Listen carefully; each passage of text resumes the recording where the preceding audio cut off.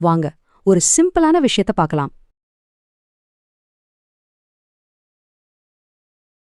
வணக்கம் நண்பர்களே. இன்னைக்கு நாம ஒரு செம இன்ட்ரெஸ்டிங்கான விஷயத்த அலசி ஆராய போறோம். ஒரே நாள்ல மார்க்கெட் மேல போகும்போதும் சரி, கீழே வரும்போதும் சரி, ரெண்டு பக்கமும் எப்படி லாபம் பார்க்கறதுன்னு ஒரு சூப்பரான கேஸ் ஸ்டடி மூலமா தெரிஞ்சுக்கலாம். வாங்க. யோசிச்சு பாருங்க, மார்க்கெட் எப்பவுமே ஒரே நேர்கோட்டுல போறதில்ல. காலையில ஏறும், மதியம் இறங்கும். அப்படி இருக்கும்போது ரெண்டு பக்கமும் நம்மால லாபம் பார்க்க முடியாதா என்ன? கண்டிப்பா முடியும். அது எப்படின்னா இன்னைக்கு நாம பார்க்க போறோம். இந்த ஒரு வரி தான், இதுதான் இன்னைக்கு நாம கத்துக்க போற முழு உத்தியோட அடித்தளமே. நாம மார்க்கெட்டோட சண்டை போடக்கூடாது. அது போற போக்குல போய் அதுல எப்படி ஜெயிக்கிறதுன்னு பார்க்கணும். இந்த ஒரு விஷயத்த மட்டும் மனசுல வச்சுக்கோங்க போதும். சரி, தத்துவம்லாம் ஓகே. ஆனா நடைமுறையில இது எப்படி வேலை செய்யும்? நிறைய ட்ரேடர்ஸ் பண்ற ஒரு பெரிய தப்பு என்னன்னா, இன்னைக்கு மார்க்கெட் மேல தான் போகும்னு ஒரே விஷயத்துல பிடிவாதமா இருக்கிறது. ஆனா ஒரு புத்திசாலி ட்ரேடர் என்ன பண்ணுவார் தெரியுமா? மார்க்கெட் எந்த பக்கம் திரும்புதோ அந்த பக்கம் தானும் ஒரு பச்சொந்தி மாதிரி மாறிடுவார். இப்போ இந்த ரெண்டு பேருக்கும் இருக்கிற வித்தியாசத்தை பாருங்களேன். ஒருத்தர் மார்க்கெட் மேல போகும்னு முடிவு பண்ணிட்டு உட்கார்ந்திருக்காரு. இன்னொருத்தரோ சரி மார்க்கெட் இப்போ எங்கே போயிட்டு இருக்குன்னு கேட்கறாரு. இந்த சின்ன கேள்விதான் கால்லையும் சரி புட்லையும் சரி ரெண்டு பக்கமும் லாபம் பார்க்கற கதவை திறந்து விடுது. வாங்க, பிப்ரவரி 23ஆம் தேதி நிஜமாவே நடந்த ஒரு ட்ரேடிங் கதைய இப்ப பார்க்கலாம். இந்த கதையோட முதல் பாகம் 400ங்கிற இலக்கம் நோக்கிய ஒரு சூப்பரான பயணம். இந்த முதல் ட்ரேட புரிஞ்சுக்கிறதுக்கு முன்னாடி கால் ஆப்ஷன்னா என்னன்னு சிம்பிளா சொல்றேன். சுருக்கமா சொன்னா மார்க்கெட் மேல போகும்னு நம்ம பெட் கட்டி வாங்குற ஒரு டிக்கெட் தான் இந்த கால் ஆப்ஷன். சோ இந்த கதையோட ஆரம்பம் என்னன்னா, மார்க்கெட் காலையில மேல போகும்னு போன வாரமே கணிச்சு ஒரு பொசிஷன் எடுத்தாச்சு. நினைச்ச மாதிரியே மார்க்கெட் ராக்கெட் வேகத்துல ஏறினதும் கொஞ்சம் கூட யோசிக்காம லாபத்தை புக் பண்ணது தான் இங்க நடந்த முதல் ஸ்மார்ட் மூவ். இந்த ட்ரேடோட ஆரம்ப புள்ளி, அதாவது வாங்கின விலை வெறும் 144 ரூபாய். இந்த நம்பரை நல்லா ஞாபகம் வச்சுக்கோங்க. இப்ப பாருங்க மேஜிக்க. 144 ரூபாய்க்கு வாங்கின அந்த ஆப்ஷன் எங்க போய் நின்னுச்சு தெரியுமா? 400 ரூபாயில. அடேங்கப்பா, இதுதான் இந்த ஃபிளெக்சிபிள் ஸ்ட்ராட்டஜியோட பவர்.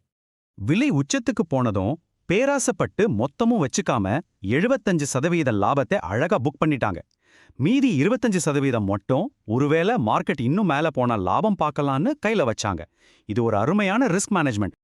எல்லாம் நல்லபடியா போயிட்டு இருந்த நேரத்துல இங்க தான் கதையில ஒரு பெரிய ட்விஸ்ட். நாம எதிர்பார்த்த டார்கெட்டை தொடுறதுக்கு வெறும் 16 பாயிண்ட்ஸ் இருந்தப்போ மார்க்கெட் அப்படியே யூ டர்ன் அடிச்சது. இதுதான் உண்மையான சோதனை ஆரம்பிச்ச தருணம். பாருங்க, டார்கெட்டுக்கு எவ்வளவு பக்கத்துல வந்திருக்கோன்னு. ஒரு பிடிவாதமான ட்ரேடர் இதை பார்த்துட்டு ஐயோ போச்சேன்னு தலையில கை வச்சு உட்கார்ந்துருப்பார். ஆனா நம்ம ஃபிளெக்சிபிள் ட்ரேடர் ஓகே, இப்போ இறங்குற மார்க்கெட்ல ஒரு புது வாய்ப்பு இருக்குன்னு யோசிக்க ஆரம்பிச்சார். சரி, இந்த திடீர் திருப்பத்தை எப்படி தனக்கு சாதகமா ஒரு லாபகரமான எதிர் தாக்குதலா மாத்துனாங்க? வாங்க அவங்களோட ஸ்பெஷல் குடை உத்தி பத்தி பார்க்கலாம். மார்க்கெட் எப்படி இறங்குச்சின்னு பாருங்க.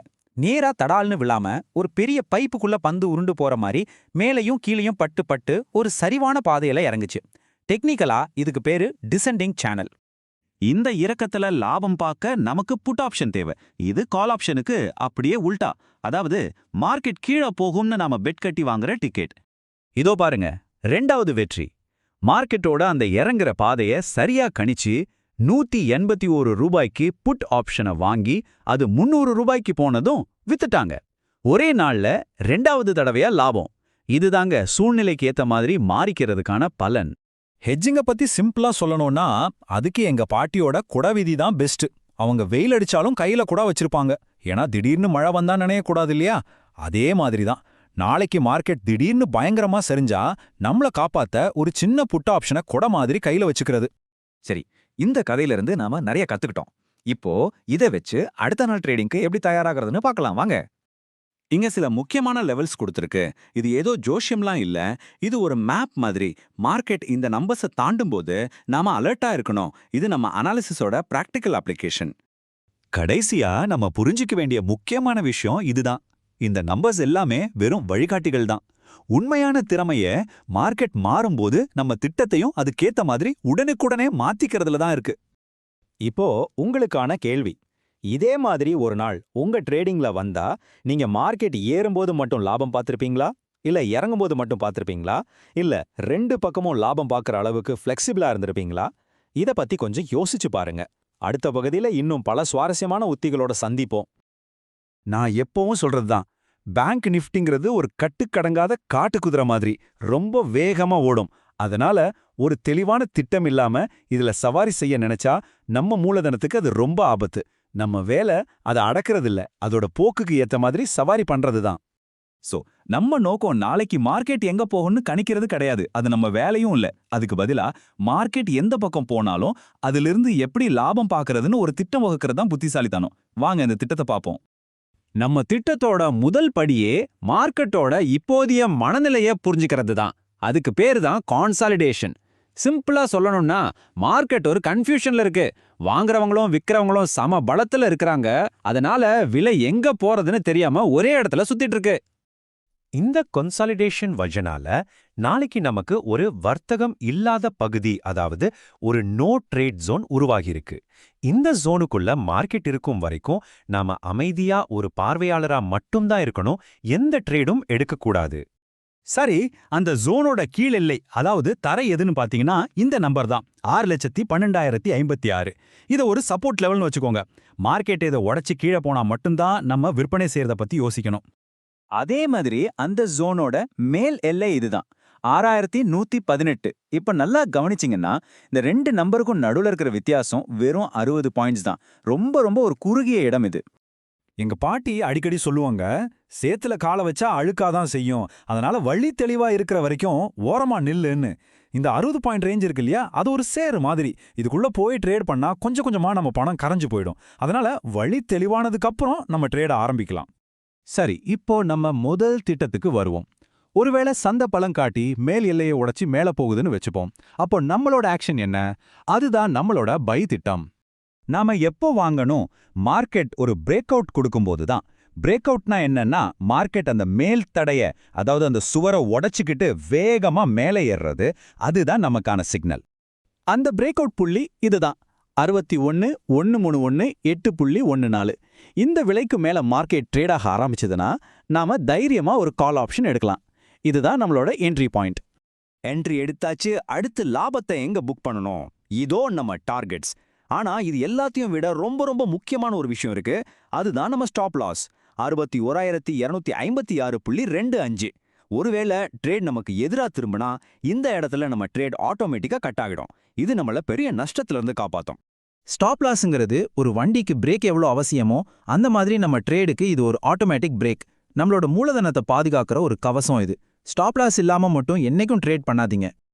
ஓகே, மார்க்கெட் மேல போனா என்ன பண்றதுன்னு பார்த்தோம்.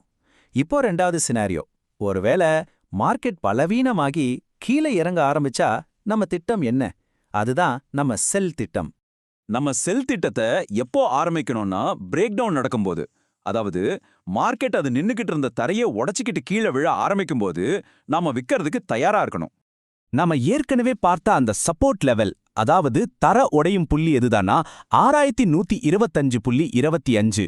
சந்தை இந்த விலைக்கு கீழே போச்சுன்னா அது விற்பனையாளர்கள் கண்ட்ரோலுக்கு வந்துருச்சுன்னு அர்த்தம். அப்போ நாம ஒரு புட் ஆப்ஷன் மூலமா செல் பொசிஷன் எடுக்கலாம்.